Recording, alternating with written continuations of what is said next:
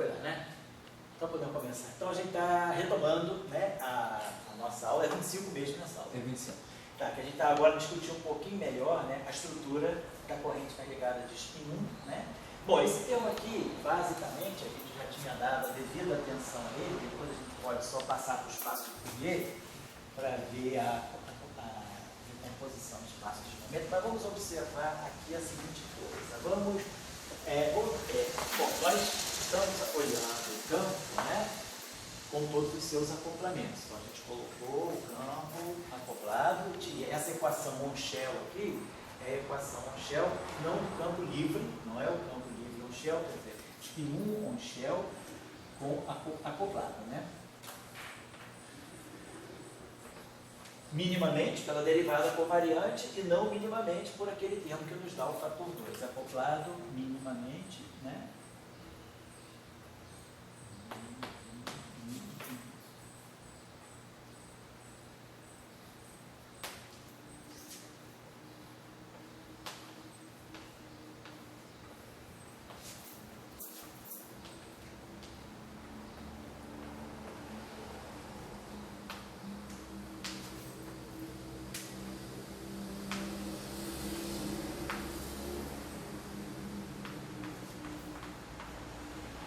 Então, nós temos os dois acoplamentos, né?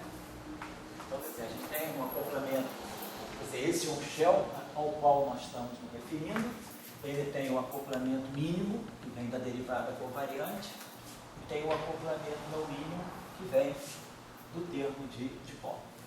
Então, só para lembrar. Vamos fazer a seguinte observação. Vamos fazer a transformação, vamos escrever a decomposição de Fourier do nosso campo, só para a gente acertar questões de dimensão.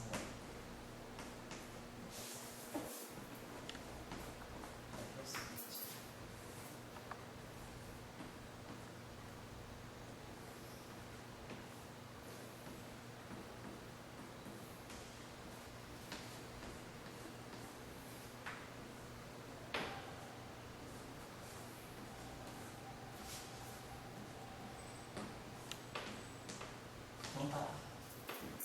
Então, vamos pensar o seguinte, o nosso campo WI, no espaço de configurações, a dimensão dele é massa. Tem dimensão de massa primeira potência. A dimensão do campo de massa é a dimensão dos campos vetoriais canônicos. A dimensão deles no espaço X é massa. Agora, no espaço Fourier, esse elemento de volume aqui, né, tem dimensão de massa quarta. Ele é momento. São 4 diferenciais de momento. Então, dá uma dimensão de massa quarta. A exponencial é adimensional. Então, a transformada de Fourier tem dimensão de massa a menos 3. Vou colocar assim. Massa a menos 3. Se nós olharmos a corrente, aqui, né?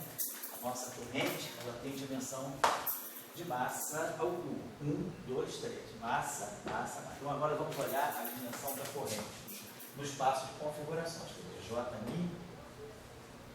de X, né? Então, ela tem dimensão de massa a terceira. Aqui, de fato, o campo A, a constante de isso aqui tudo é adimensional, quer dizer, no sistema de unidades naturais o E é adimensional. Aqui está massa, massa, massa, massa, massa, massa, terceira, perfeito. Aqui massa, massa, massa. Aqui tem uma dimensão de massa ao quadrado no denominador. Então aqui nós temos o F menino em dimensão de massa ao quadrado. Então aqui tem uma massa terceira, massa quarta, massa quinta. Com massa ao quadrado no denominador, então fica massa terceira potência.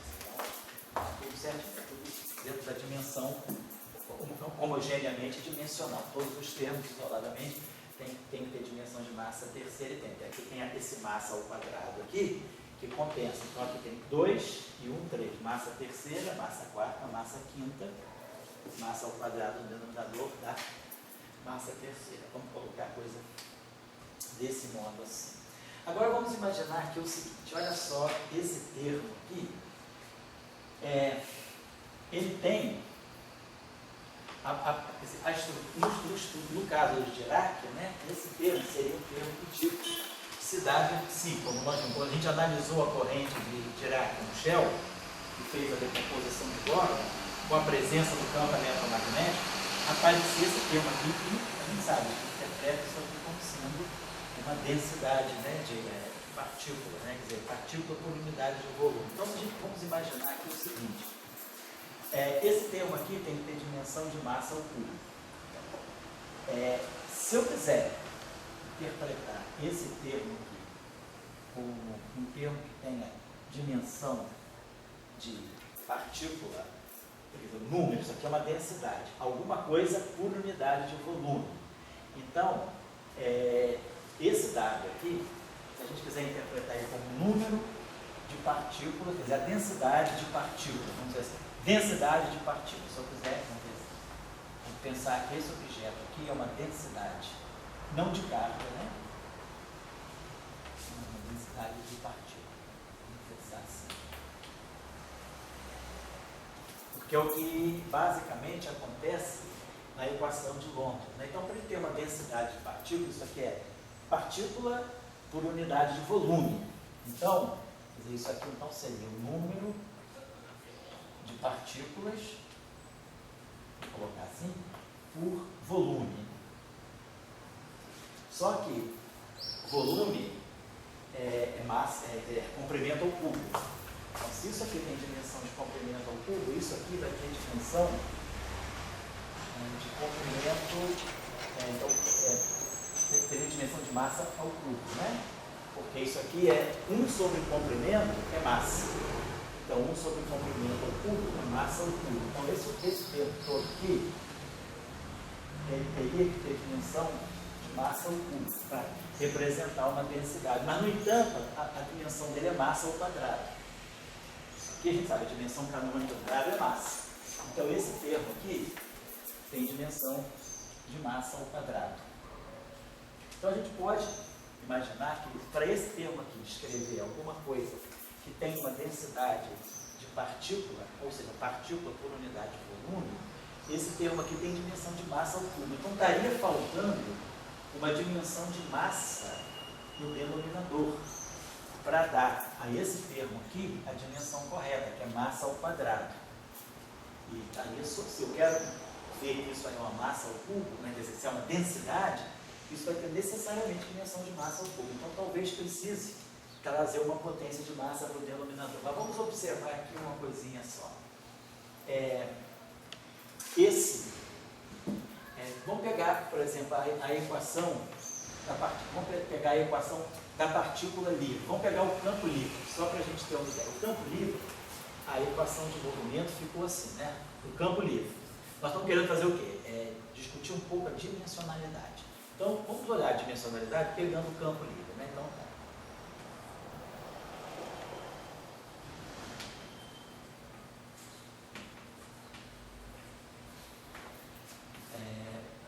vamos dizer assim, olhemos o caso do campo livre.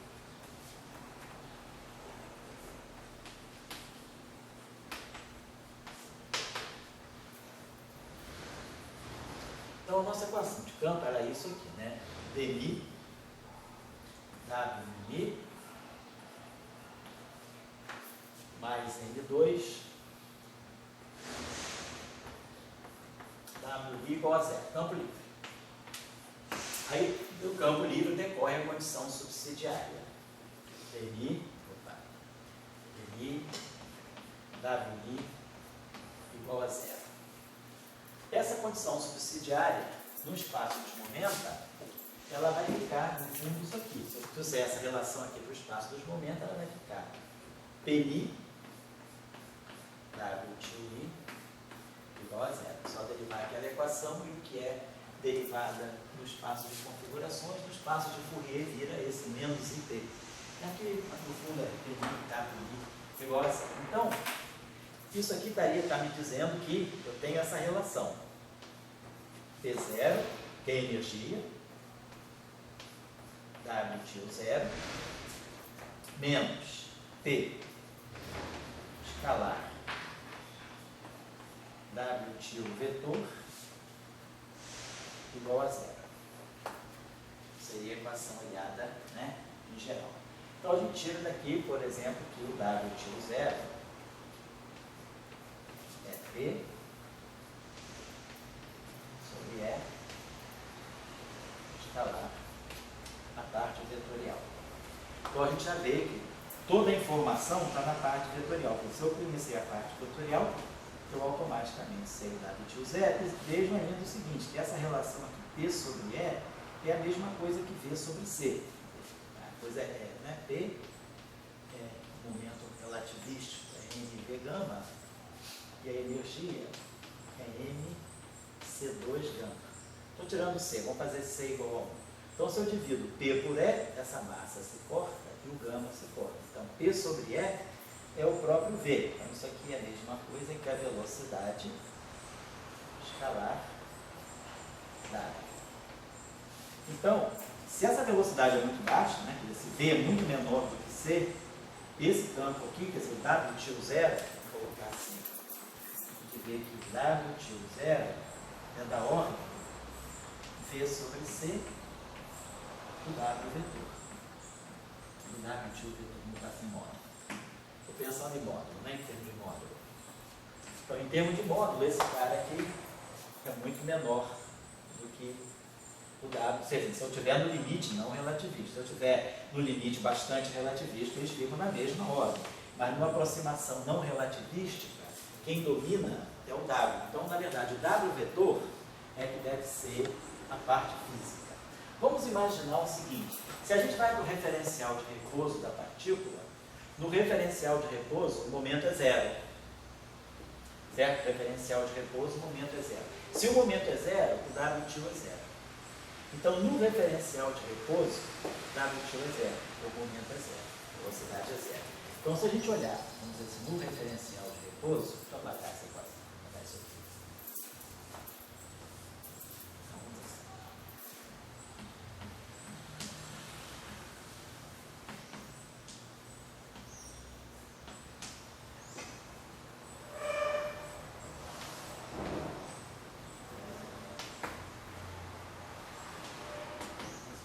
W zero é igual a zero. Então, o campo no referencial de repouso ele é puramente a parte espacial.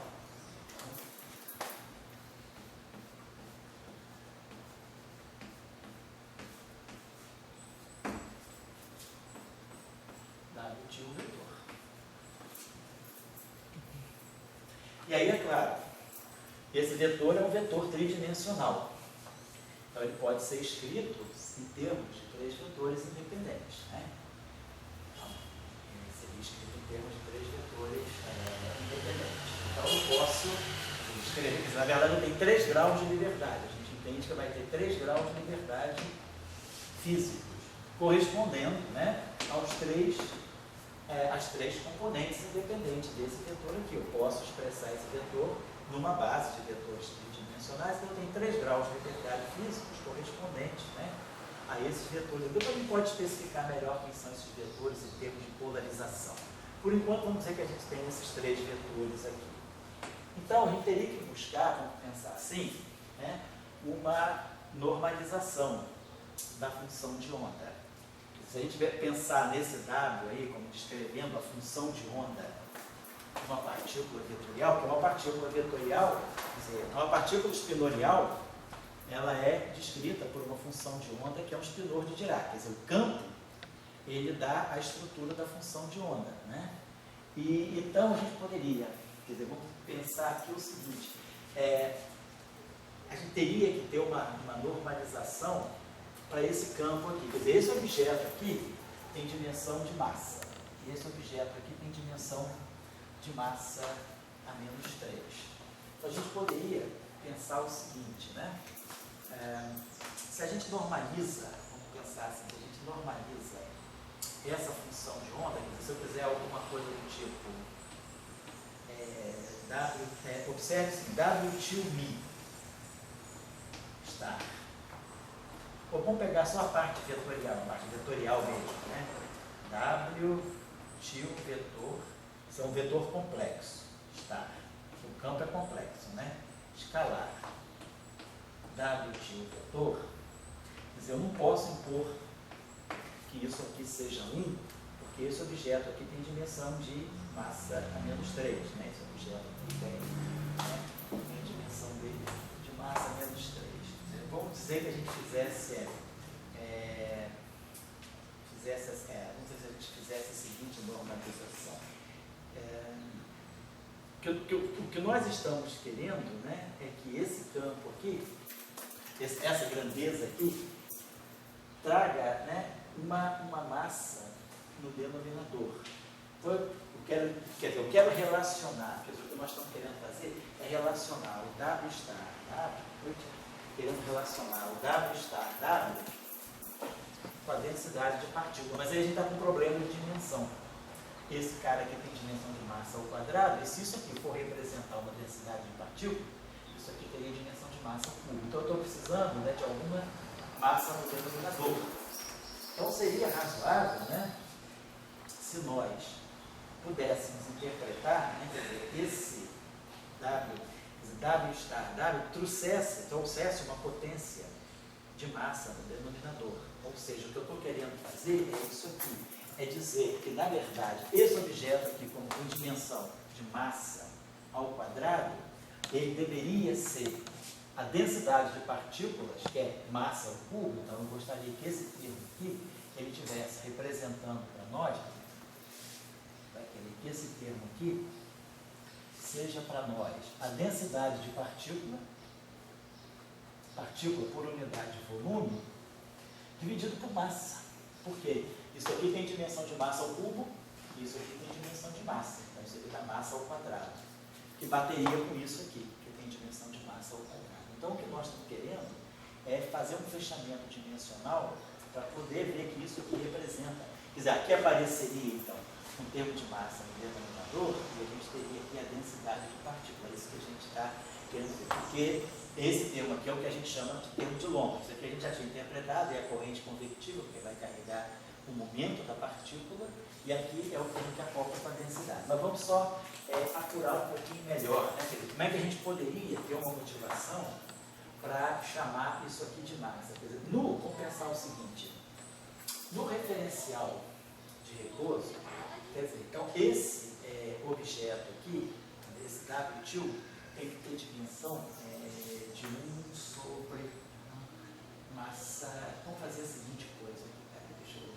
vamos fazer da maneira, talvez a gente possa colocar alguma coisa como uma dimensão de massa já aqui, para que esse cara aqui fique com dimensão de massa menos. Deixa eu ver aqui. Quando a gente faz, deixa eu ver aqui,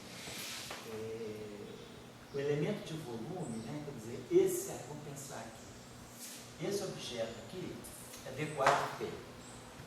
Então, esse objeto aqui para nós é DP0, D3P. Vamos colocar assim. Deixa eu apagar isso aqui, isso aqui então está claro para nós aonde é que a gente quer chegar. A gente quer chegar a uma condição, a gente quer extrair algum fator relacionado à massa desse cara. Vamos olhar para essa expressão, né? Então, vamos dizer assim, nós estamos expandindo esse nosso campo dessa forma. Esse elemento aqui é o elemento de volume, né? Tá, outra coisa. Esse campo que está aqui, se esse campo aqui é um campo on-shell, eu quero dizer, isso aqui é a expansão de Fourier geral, mas agora eu quero dizer, se esse campo satisfaz a equação de movimento, na verdade, esse objeto aqui tem que satisfazer essa condição. P2 mais M2 W2I igual a zero. Tá, vem daqui da equação de movimento. Dmi Wmi. Wmi o que é? Dmi Wmi menos Dmi Wmi mais M2. Pegando a equação de campo livre, M2 Wmi igual a zero. Aí nós já vimos o seguinte, a condição subsidiária me dá que Dmi Wmi é zero. Então, esse termo aqui, ele vai me produzir um Dmi Wmi. Então, pela condição subsidiária, esse termo já é zero. Né? Porque a condição subsidiária sai daqui. Dmi Wmi mais Wmi igual a zero. Aí, se a gente toma divergência aqui, isso é simétrico, isso é antissimétrico, esse termo é zero. Então, Dmi Wmi é zero. Aí, quer dizer, daqui dessa equação de campo, né, dessa equação, eu ganhei a condição subsidiária. Mas agora que eu conheço a condição subsidiária, eu realimento ela aqui. dmi Wmi é zero. Então a equação desse campo, na verdade, é uma equação tipo Cohen-Gordon, da Lambertiano mais M2 Wi igual a zero. Então, a gente tem aqui menos P2 mais M2 W2Mi, no espaço dos momentos agora, é igual a zero. Ou seja, P2 menos M2. Que é a condição a Shell, P2 igual a M2. Então, esse W2Mi, ele não vai ser zero. Para ele não ser zero, é preciso que P2 menos M2 seja igual a zero. Então, se eu quiser expressar essa condição aqui com Shell, eu sei que esse campo aqui tem que satisfazer automaticamente a essa condição. Então, eu coloco aqui o delta de P2 menos M2. Por que eu estou colocando esse delta aqui? Que isso significa que essa integral aqui só vai contribuir quando P2 for igual a M2. Ou seja, estou agora usando a condição Shell. Então, isso aqui é o campo of Shell. Mas agora eu corrijo essa, vamos dizer assim, reescrevo essa decomposição de Fourier com Shell. Agora sim, delta de P2 menos M2. Olha lá. Então, agora eu estou dizendo, o meu campo está um Shell. Muito bem. Apagar isso aqui, a gente vai apagar isso aqui. Deixa eu botar isso aqui em cima. Então, esse W2Mi, só para a gente lembrar, ele tem dimensão de massa menos 3. Esse sabe que tem dimensão de massa. Só vou colocar aqui para a gente não.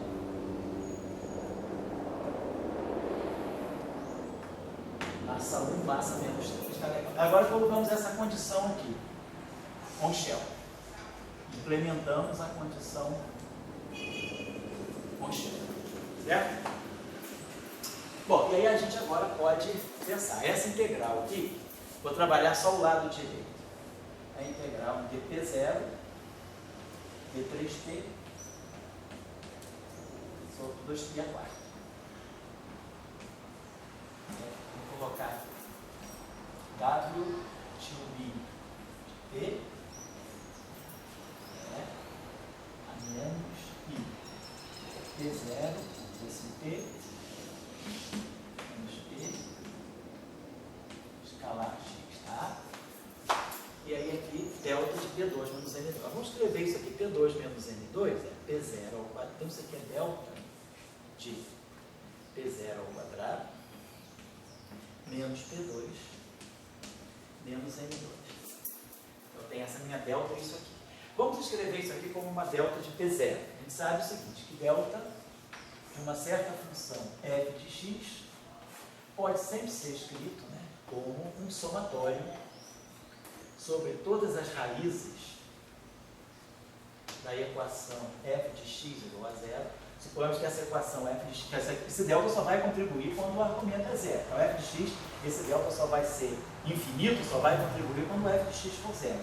Vamos dizer que essa equação tenha várias raízes xi.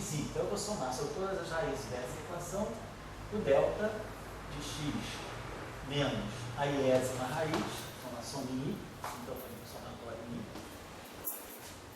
sobre o módulo da derivada da função calculada em cada raiz. Essa é aquela expressão conhecida, né, da expansão, da expressão de uma função delta, quer dizer, delta composto, delta de uma função f de x, eu posso expressar com vários deltas de x, basta que esse x aqui seja as raízes dessa equação, e tem esse fator de correção aqui que vem do jacobiano, né, da definição da função delta.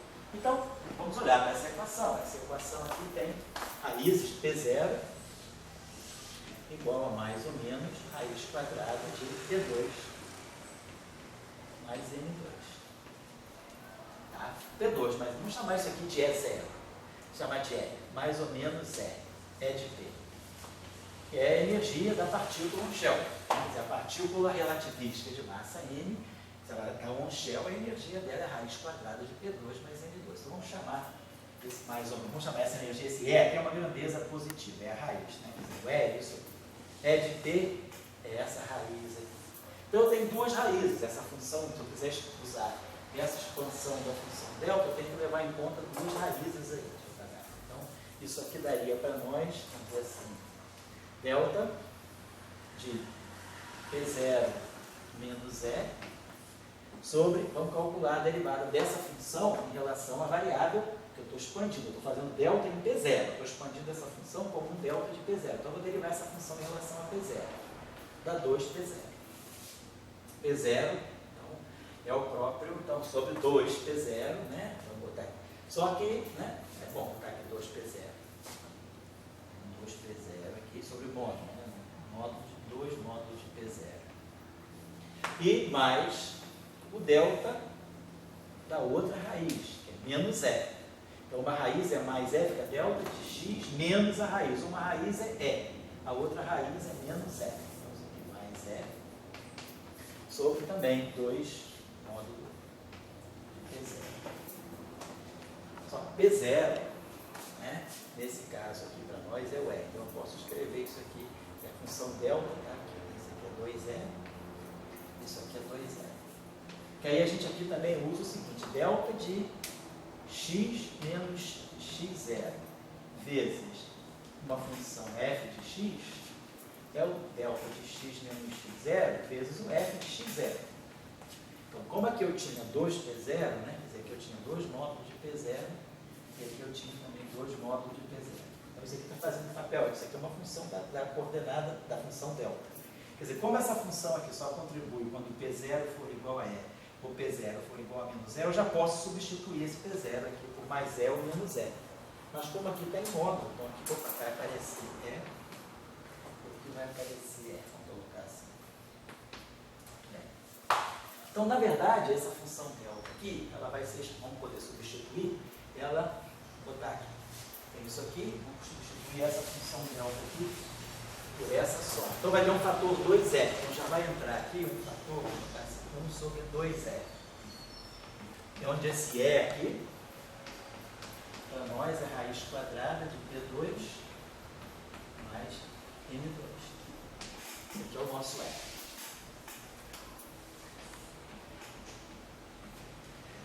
E aí aqui dentro, já botei esse 2E em evidência, então aqui dentro ficou um delta de P0 menos E mais um delta de P0 mais E.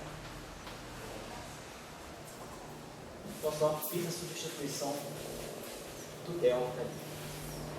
Agora, então, quando eu fizer a integral em P0, outra coisa que é importante a gente colocar aqui é o seguinte, vamos dizer que a gente esteja descrevendo, a gente queira descrever a partícula Monchel. Então vamos colocar aqui um θ de P0, que significa o seguinte, eu só vou estar pegando a solução para energia positiva. Tá? Então a gente sabe que, na verdade, delta 4 de P, delta de P2 menos N2, vezes θ de P0, né, é uma grandeza invariante de Lorentz. A transformação de Lorentz não muda o sinal da energia, né? Se a partícula for tipo tempo, né, uma partícula física, P2 igual a N2, então essa grandeza aqui, o sinal do tempo, o sinal da parte temporal não muda, não é alterado pela transformação de Lorentz. Então, a gente coloca isso aqui porque a gente está querendo pegar soluções de partículas, ou seja, soluções com energia positiva. Então, essa expressão agora tem uma expansão no Shell, dizendo que aquele campo ali estará descrevendo uma partícula com massa N, energia positiva e carga. Ion Shell. Tá legal? Então, só isso aqui. Então, esse θ de T0 aqui, nós colocamos aqui, né, ele vai me dizer que P0 é positivo. Esse delta aqui só contribui quando P0 for igual a menos E. Mas é essa grandeza positiva. Então, esse θ de P0 aniquila essa contribuição, porque esse delta aqui só vai contribuir para P0 igual a menos E, mas eu estou integrando isso aqui só para P0 positivo. Então esse delta, ele é inócuo, ele não aparece. Então tudo funciona nessa integral aqui, esse delta de P0, então esse delta de P0, simplesmente qual é o papel do delta de P0? É realizar a integral em P0 e substituir o P0 aqui pelo E. Então essa expressão, com Shell, vai ficar o seguinte, Wmi, vamos colocar assim, Wmi de x, ele vai estar dando A integral em P0 foi realizada por esse delta aqui. Então a gente vai ficar com D3T. Manter aqui essa 2 que é a quarta. Aí vamos ter aqui esse W tio de P. Então aqui eu tenho P0, na verdade meu P0 já é o E, e aqui o meu V. Quando eu fiz a integral no P0, eu já suponho que é 2E de P.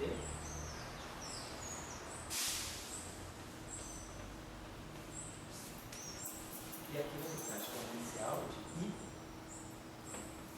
é P menos P escalar X. Claro que eu não tô, se eu quiser realizar a integral em P, mas aí a gente teria que saber que é isso aqui, e aí substituir esse E aqui é a raiz quadrada de T2 mais M2. Lembrar que todo lugar que tiver a energia da partícula on-shell é a raiz quadrada de T2 mais M2. Então vamos dizer assim, a gente tem então a gente tem essa energia aqui no denominador. Vamos colocar isso aqui da seguinte maneira. Então isso aqui é 2 vezes raiz quadrada de P2 mais M2. Perfeito, né? Então, o que nós estamos observando? Nós estamos observando que esse W, então vamos recapitular as dimensões.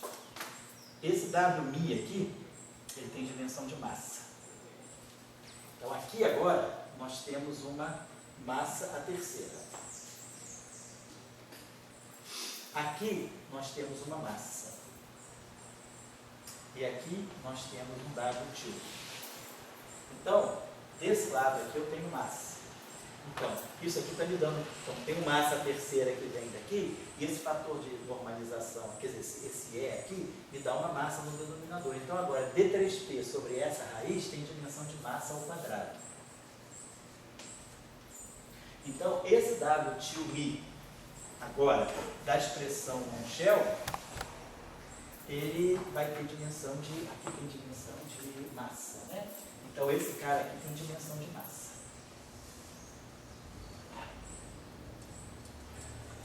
Para poder dar. Desculpa, aqui tem massa, dimensão de massa, perdão. Então, aqui tem dimensão de massa menos 1, perdão. Então, quando a gente coloca a expansão do campo on-shell, esse objeto aqui, já simples transformado de Fourier desse campo, tem dimensão de massa menos 3. Mas agora, se nós implementamos a informação de on-shell de energia positiva e realizamos, né, a integral na energia, a gente fica com essa expansão aqui para o campo. Deixa eu escrever isso aqui de uma forma um pouquinho mais adequada. Vou só escrever essa, é a mesma equação, só botar dessa forma. Vamos botar esse fator 1 sobre 2π para fora. Inclusive, essas convenções aqui são importantes na hora de tirar regras de Feynman. Se a gente for tirar a regra de Feynman, né, e colocar a partícula on-shell, esses fatores de normalização são importantes. Então, vamos voltar aqui como a gente tinha. Então, a gente botou o fator de 1 sobre 2π para fora. Vamos colocar o elemento de volume assim, D3T, elemento de volume no espaço dos momenta. E aqui vamos colocar 2 vezes raiz quadrada de P2 mais M2. Assim. Aí aqui a gente colocou W Mi. Aí agora, o P0 de P, quadro é momento P, mas a parte temporal do quadro é momento é o nosso E, né? E aqui é P, e aqui é exponencial do nosso P, menos I,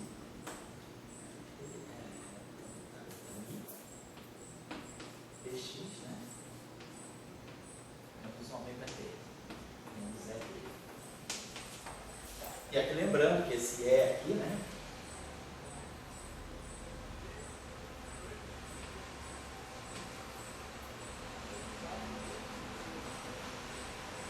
Esse E aqui, a gente quadrada de T2 mais M2, só para lembrar. Mas agora, então, esse cara aqui tem dimensão de massa. Então, massa terceira, massa da massa ao quadrado. Então, esse objeto agora, com as normalizações devidas, ele tem dimensão de massa menos 1.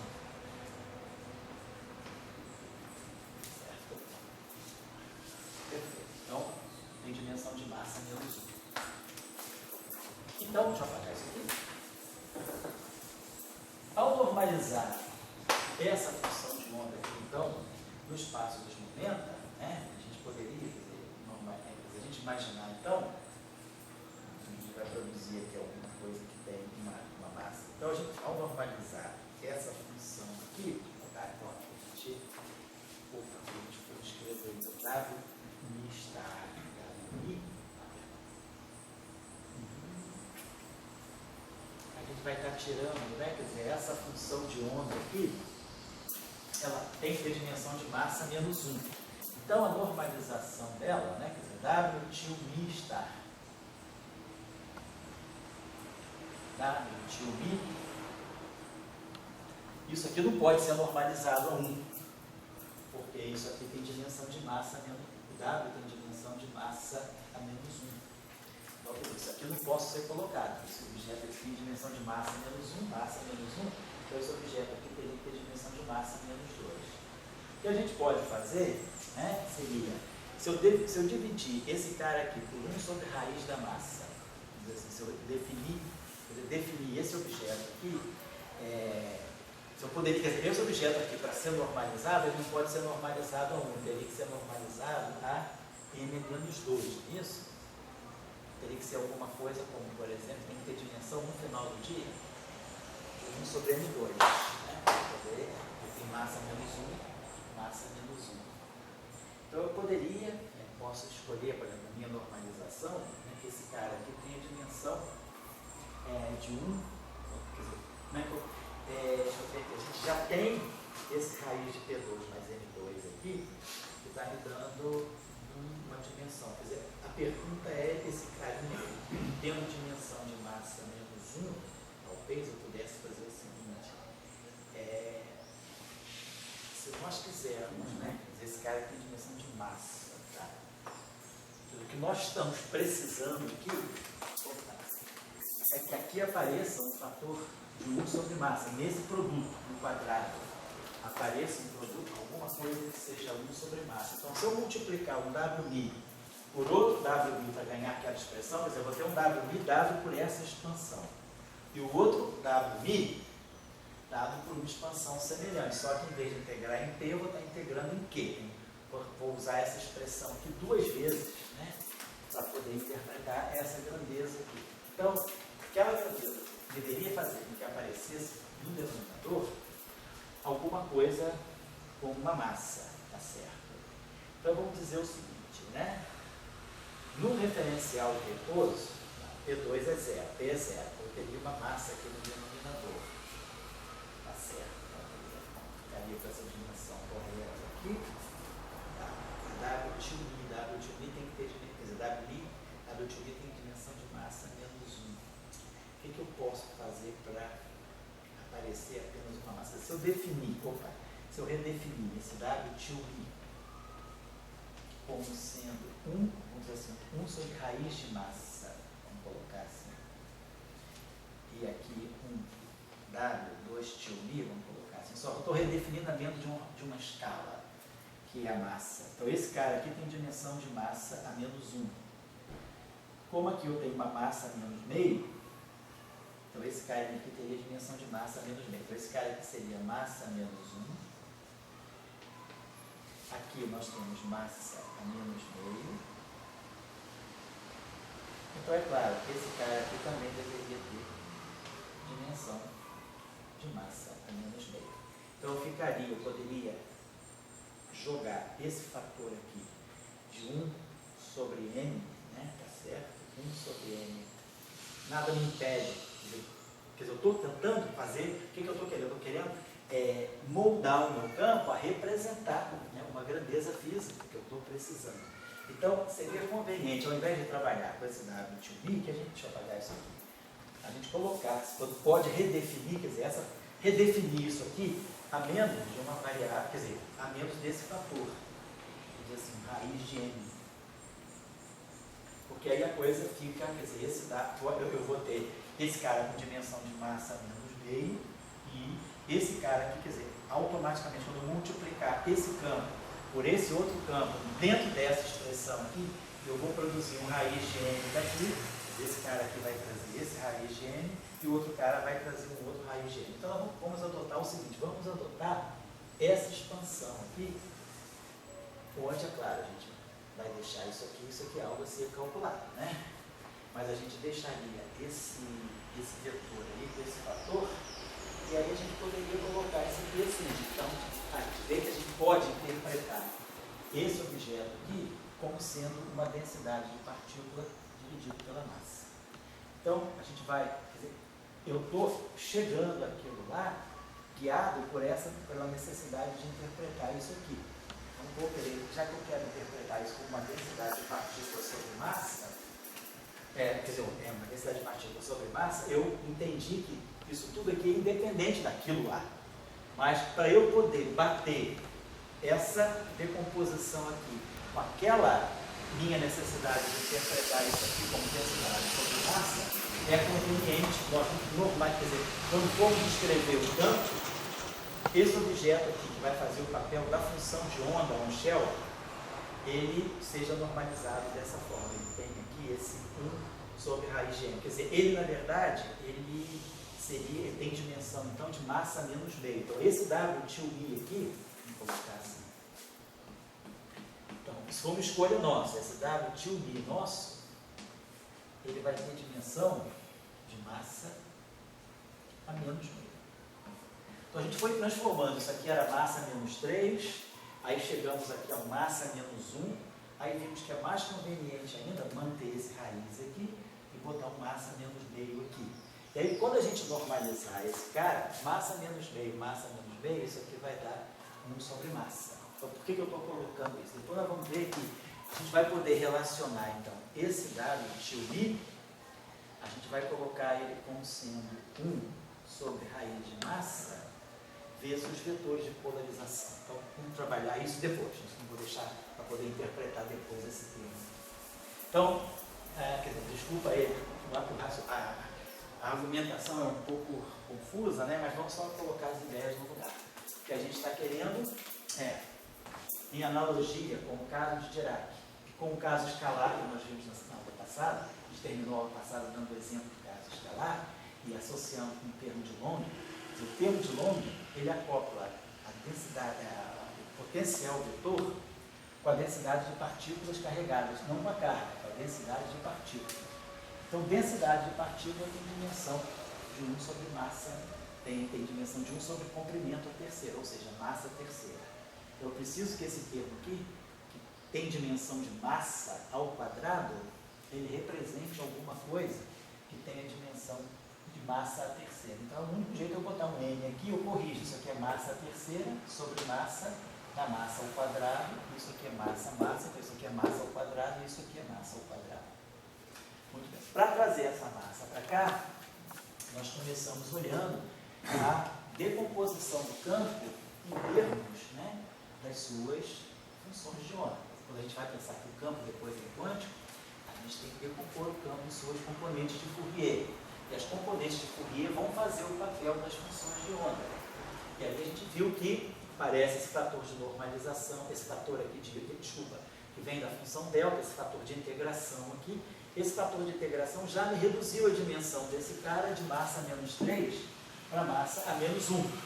Mas aí, para que aquele massa apareça explicitamente, nós podemos redefinir isso aqui ainda como sendo massa a menos 1, vai passar a ser massa menos meio sobre massa menos meio, de tal maneira que isso aqui é massa menos 1, com esse termo aqui que é massa ao quadrado, massa menos 1, tá? Massa aqui, aí a gente acerta tudo. Então, vamos adotar esse ponto de vista aqui. Então, a nossa normalização, nós vamos normalizar as nossas funções de onda, né, do campo vetorial desse modo.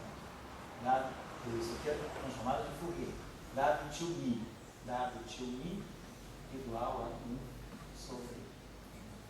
Então, massa menos meio, está com sobremassa. Então, vamos adotar essa. Então, depois de toda essa discussão, a gente está então entendendo que eu vou poder interpretar. Então, isso aqui vai me dar a densidade de partículas por unidade, quer dizer, a densidade de partículas, né? Então vamos fazer o seguinte, então, para que isso, então, quer dizer, nessa analogia, então isso aqui apareceria aqui no termo de 1 sobre massa, e eu colocaria aqui a densidade de partículas. Vamos fazer isso depois. Então, esse termo aqui está mais ou menos interpretado. Esse termo aqui, a mesma coisa. Então, aqui vai aparecer um termo. Então, esse W que está aqui é o nosso campo. Ele tem dimensão de massa. Esse tem dimensão de massa. Esse tem dimensão de massa. Então, dá o massa a terceira da corrente.